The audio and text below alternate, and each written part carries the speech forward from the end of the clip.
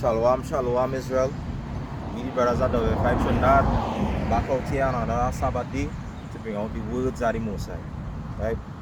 Before we start, we'd like to give all honor and glory to Yahweh Bahashem Yahushai for his mercies, knowledge, and wisdom. Right? I would like to say all praises to the Most High for us seeing another year, because according to the Bible and according to what his so-called white man has, right, the year doesn't start January the 1st. The year doesn't start when you place ice and coal and, trees basically dying and all these other things, right? If you realize that's spiritual too, because Esau kingdom basically starts on death, you know. So today is the so-called new moon, right? Or the new moon, what everybody would say, or they would rather say the beginning of the year, right? Today is the beginning of the year. So if you want to say 2025 starts January the 1st, so-called 2025 starts now, right? And the first precept we want to go to prove that in the Bible is the book of Exodus, the 12th chapter, right? Exodus 12 and 1. Right, so you see, there's Exodus 12 and verse 1. And the Lord spake unto Moses and Aaron in the land of Egypt, saying, This month shall be unto you the beginning of months. So this month shall be what? Unto you the beginning of months. Right, so this month, right, is going to be the beginning of the months, right? Or basically the beginning of the year. If you finish up first. It shall be the first month of the year to you. Right? So this month of Abib, right? What the Bible would say Abib is really the first month of the year. And if you go into the blue letter and you go into that word Abib, right? You would basically see the month of barley, the month of corn. You would see all the other words that people would plant around this time to harvest, right? Because this is the time where the earth refreshes, right? This is not the time where, so-called white man say April Fools and this and that, right? This is basically the beginning of the month, right? So if you didn't know that, now you know that, right? Sorry, the beginning of the year. So if you didn't know that, now you know that, right? We could go Daniel, the 7th chapter, right? So what we want to speak about is we want to touch on some things about, this being the beginning of the year. I want to speak about, coming up to Passover, because coming up from the beginning of the year leads to Passover. So the Passover is basically 14 days away, right? And you got to get yourself in order. And this is where Satan would try his best to, try to condemn our brother, try to make our brother feel bad so that, he wouldn't be able to eat at the Passover, right? So you want to withstand the devil and you want to prove the people around you. Because when Satan can't get you, he start coming in the people around you, right? If he can't get it to a stranger, he will try to get it through a friend, your own children, your sister, your mother, right? Also that you can't keep Passover, and also that you could fail and the Most High could judge you, right? So if I could 25. yeah, Daniel 7 and 25. Right, so this is the book of Daniel 7 and verse 25. And he shall speak great words against the Most High. Right, so we know this talking about so-called white man, and we know that he's talking about deeper level, the kingdoms and all of this with the 10 horns and all the other things. But the part where we want to examine is the part where it says, he shall speak great things against the Most High. Right? Start from top of it. And he shall speak great words against the Most High, and shall wear out the saints of the Most High, and think to change times and laws, and they shall be given unto his hand until a time and times and the dividing of time. Right? So you know that Esau has a short period on this earth, right? It says that he speaketh great words against Moses, right? Look, I believe we had an article just yesterday, right, about, the so-called white man finding the Ark of the Covenant, right? He find the Ark of the Covenant, right? He find this and he find some type of biblical artifact, right? The Mosai say no man knows where it is, right? Jeremiah hit it. So to say you find it using your so-called physics or whatever, right? That basically blaspheming the word, right? That basically saying that no, the Mosai word is it doesn't matter, right? So that means that, you know, I God. He say this, you know, but nah, I ain't say this, right? I'll just bring it out here, right? This is 2nd Maccabees 2 and verse 4.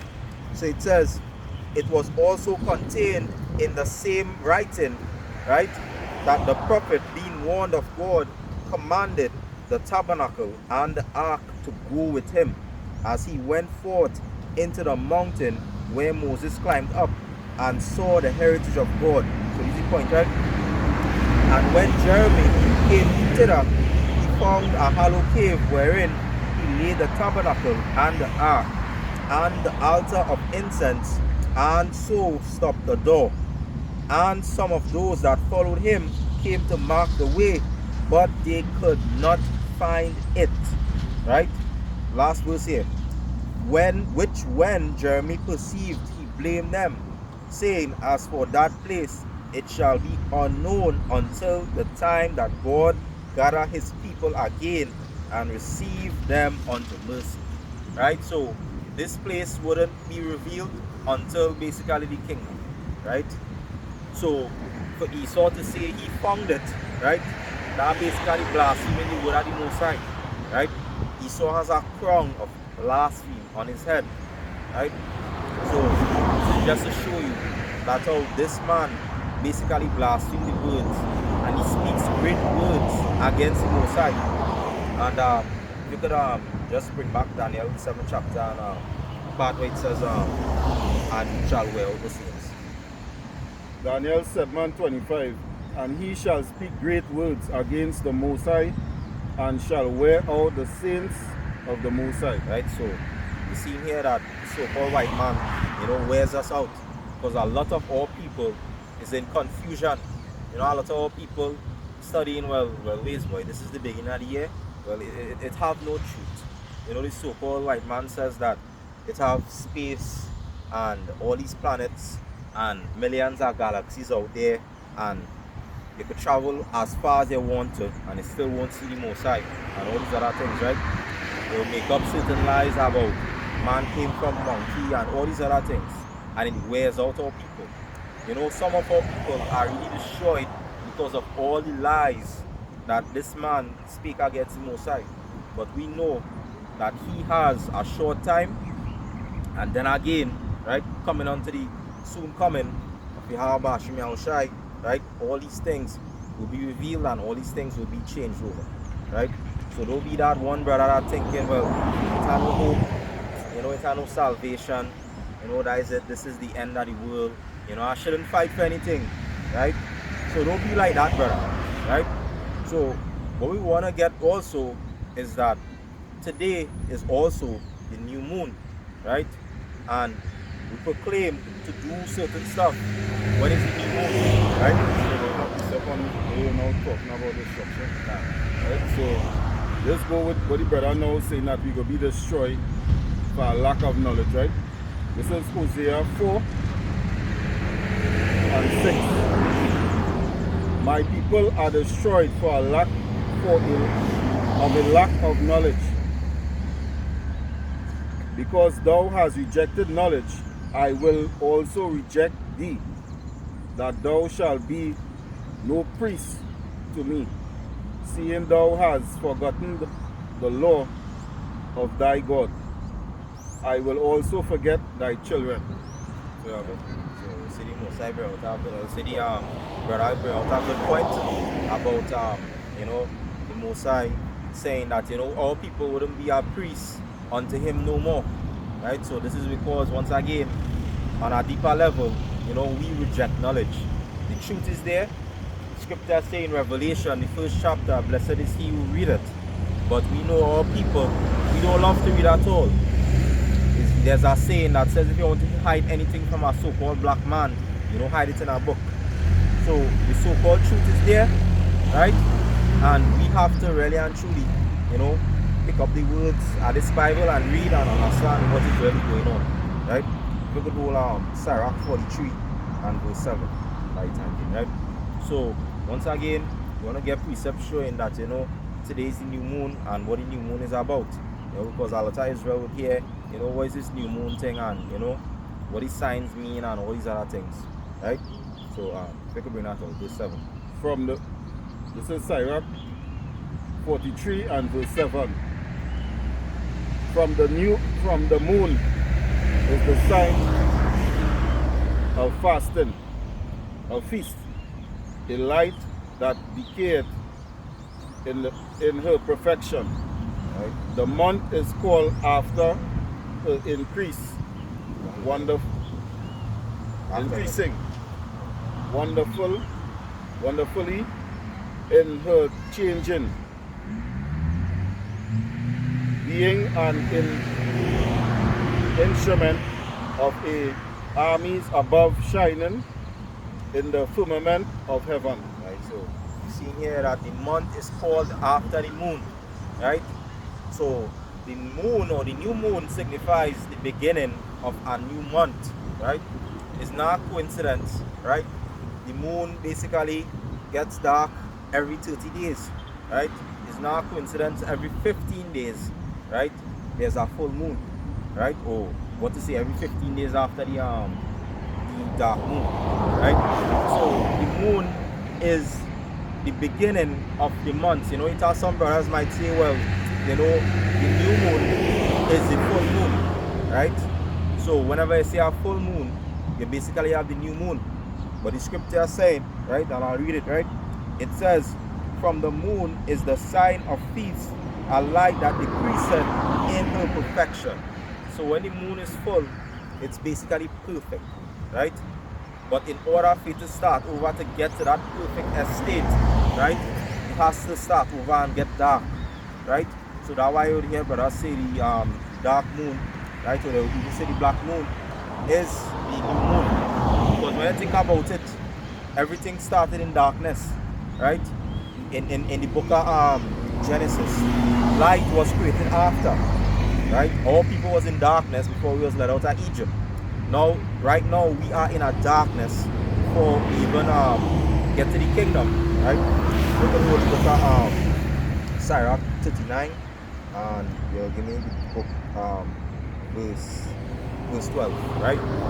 So, new moon is basically the so-called dark moon or the black moon, what people would say, right? And today's the new moon, and 14 days from now, or some brothers would say approximately 13 days or 15 days or how much of our hours is the Passover, right? Is Sirach 39 and verse 12. Yet have I more to say, which I have thought upon, for I am filled as the moon at the full. Right, so you see that because Sirach is saying that, guess what? He's full as the moon as in Philadelphia. So the book of Sirach saying that he's filled as the moon as it is full, right?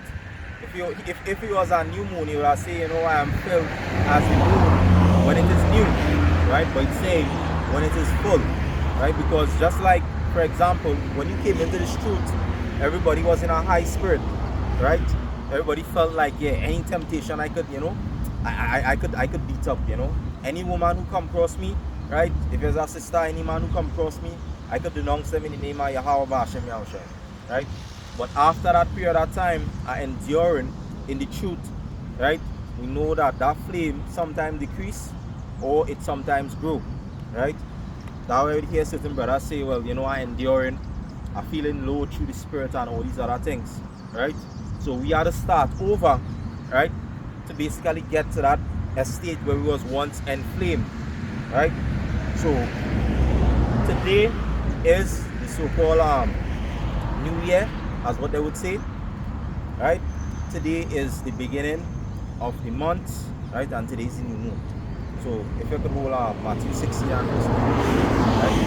So what we like to get is Passover coming, and we had to see what really going on in Israel. We had to see what really going on in this world, right? Because it have a lot of earthquakes, it have a lot of signs, right? And Satan is trying his best to basically hide this truth, and he's trying his best to basically get you out of the truth, right? Start from Matthew 16 and verse 1. Right, so this is Matthew 16 and verse 1. The Pharisees also came with the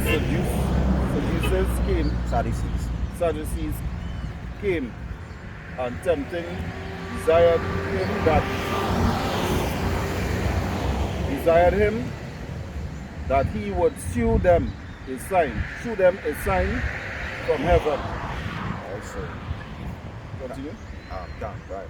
He answered and said unto them, when it is evening, ye say, it will be fair weather, for the sky is red. Right, so this is the house I basically telling them, you know, alright, well, if all they want a sign, well, check something out.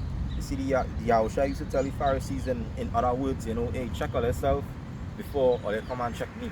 Because the Pharisees used to come with some carnal stuff, right? Just like people in this society would try to tempt the Most High and say, well, if he's so mighty, why don't he come now? You know, if he's so mighty, why all are we suffering and going through all these things, right? And I'll just finish it off, and if you could hold verse 15 by the time, right?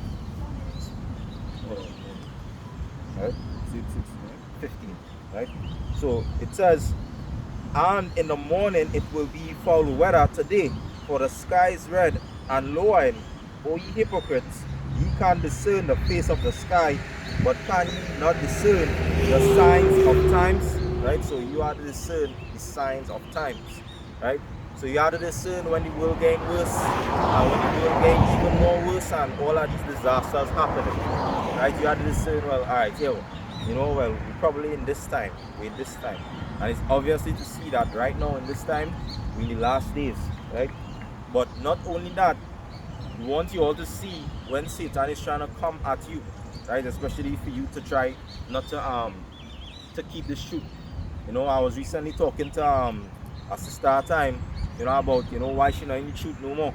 And she was like, well, she hearing articles about so-called camps being a cult and, you know, all these other things. And coming up to Passover time, she was eventually sifted out, right? She gone back into Christianity and she not studying this truth no more, right? So what we want to bring out too is you really had to examine the people around you and examine when it's Satan, right? Even Yahushua examined the people who was around him, right?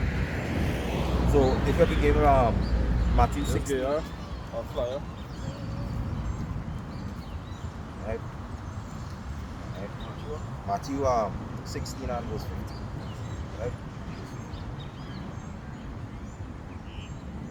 Right, so it say Matthew 16 and verse 15, but he said unto them, but whom say ye that I am? Continue. And Simeon answered Peter.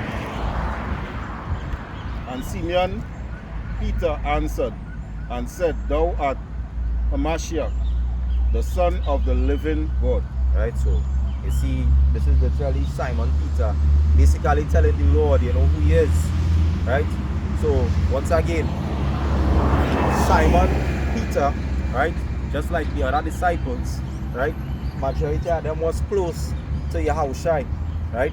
Might have some, he might put instead of this and that, but you know, Peter was a very close disciple, right? And he's telling Yahushua, well, you know, you are the Son of the living God, showing that, you know, guess what, me and you saying the same thing, me and you believe in the same thing, right?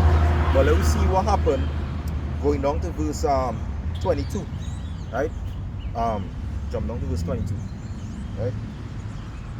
Then Peter took him and began to rebuke him, saying, be it far from thee, Lord, this shall not be unto thee. Right, so you see here that Yahushua was also telling the disciples some things that was going to happen unto him, right? And Peter was telling him, well, you know, you rather go through this, Lord, right? Because when they really go into it, the crucifixion was something that Yahushua was asking, well, here, well, Father, if it be of thy will, right, remove this cup from me, not as your will, not as my will, Salakia, but as your will, right? So this was something that Yahushua was basically wary about. The scripture say he was so wary about it that he was even sweating blood, right?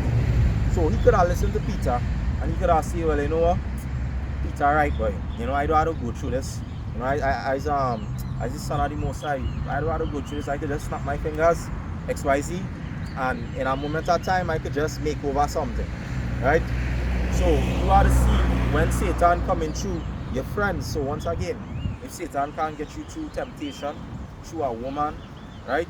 He might try come at you through your friends, through your sister, your brother, right? If I could read the next verse, King. But he turned and said unto Peter, Get thee behind me, Satan. Thou art an offense unto me.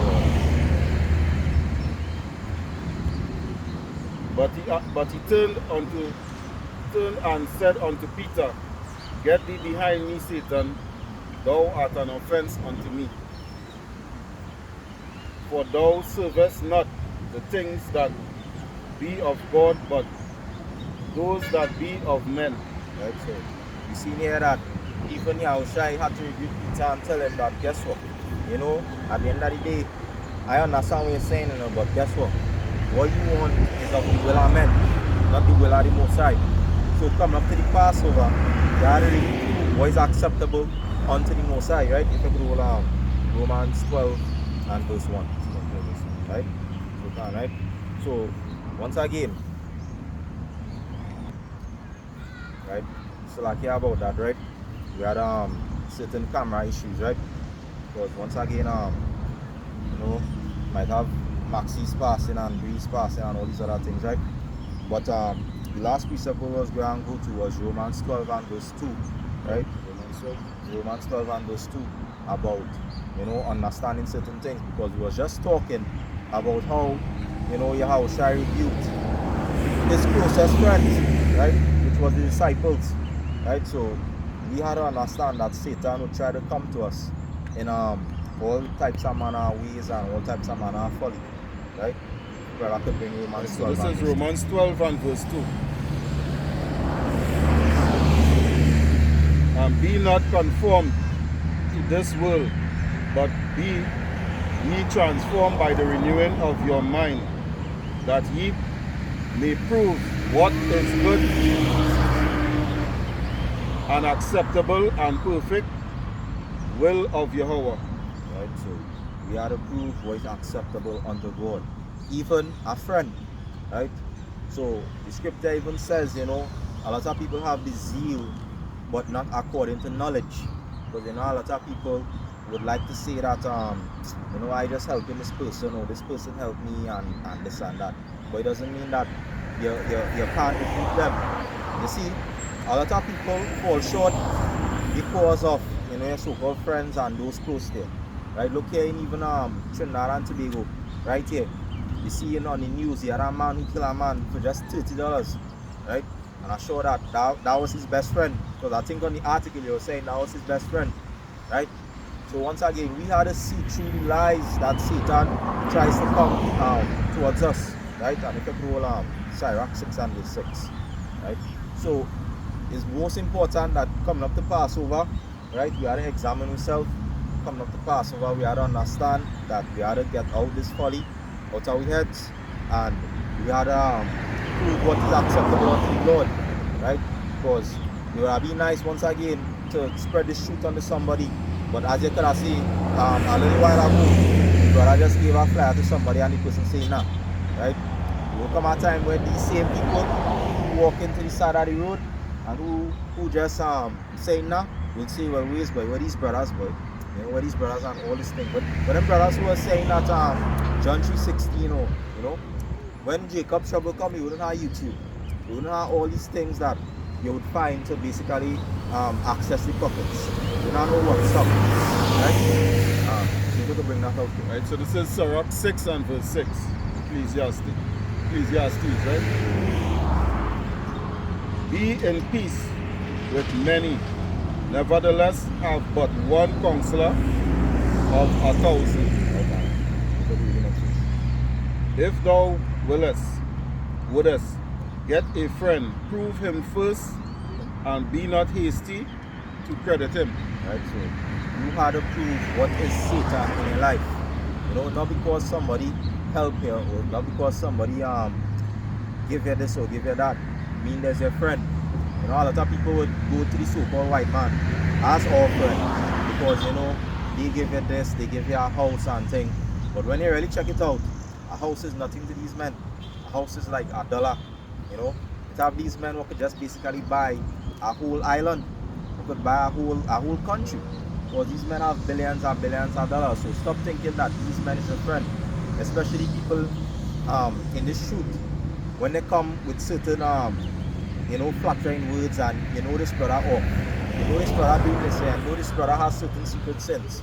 But you choose to indulge with this brother, you choose to preach the truth with this brother, and you choose to do all manner of folly with this brother. Right? So, alright. So once again, we are to examine what is worthy unto Yahweh Ba'ashem Yahushai, and we are to examine when somebody's a friend, and we are to examine when Satan cometh. Right?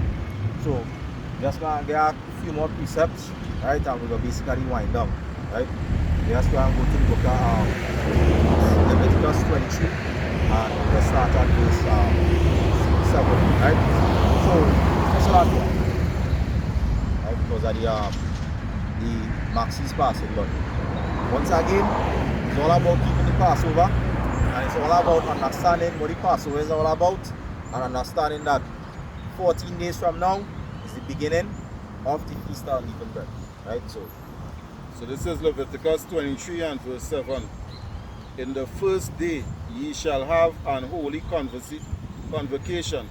Ye shall do no servile work therein. Right? So you know that coming up to the Passover is a holy convocation. Right? You see here in Leviticus 23 that once again we have certain days that we have to keep, we have certain things that we have to do that is a holy convocation unto the Lord your God. Right?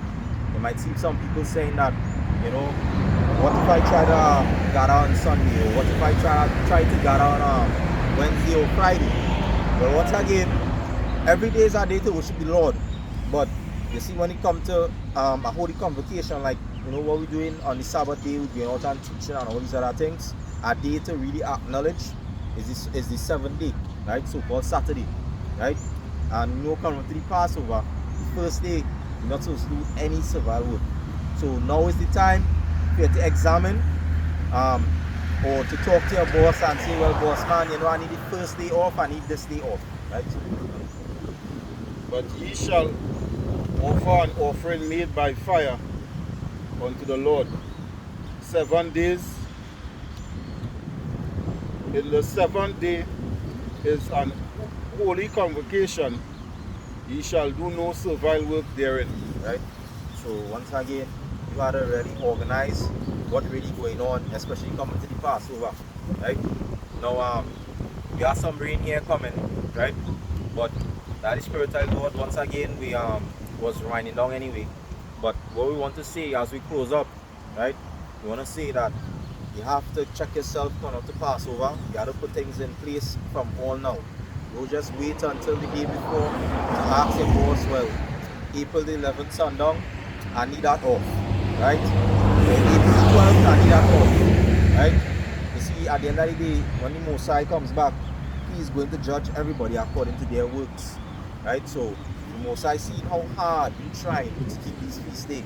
He's seeing how hard he trying to keep the Passover and all these other things, right? So that we have a little bad weather here, but it's not through the spirit. I don't think I have any Right, so you go to, as the brother was now saying, right, you gotta do the work and do it rightfully so, right? So this is 1 John 5 and 3. For this is the love of Yahweh, that we keep his commandments, and his commandments are not grievous, right? Most High command us to keep the Passover and keep it holy to the best of our ability.